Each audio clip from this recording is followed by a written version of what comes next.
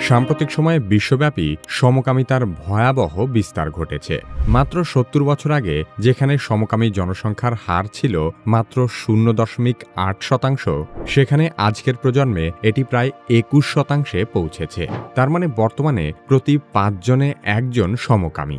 সমকামী ব্যক্তি ও তাদের সমর্থকরা দাবি করে এটি কোনো রোগ বা অপরাধ নয়, বরং একটি স্বাভাবিক ও প্রাকৃতিক যৌন প্রবৃত্তি। তবে মানব সভ্যতার দীর্ঘ ১ লক্ষ বছরের ইতিহাসে কখনো এত বিপুল সংখ্যক মানুষ সমকামিতার মতো বিকৃত যৌনাচারে আসক্ত ছিল না। তাহলে গত ৭০ বছরে কি এমন পরিবর্তন ঘটল যার ফলে এত বিপুল পরিমাণ মানুষ সমকামিতার মতো ভয়ঙ্কর ছোঁয়াচে সামাজিক মহামারীর শিকার হলো? বর্তমান সময়ে সমকামিতার অস্বাভাবিক বৃদ্ধির কারণ কি? এটি কি সত্যিই প্রকৃতিগত, নাকি সুপরিকল্পিতভাবে এই ব্যাধি সমাজে ছড়িয়ে দেওয়া হচ্ছে? সে সম্পর্কে আলোচনা করা হবে।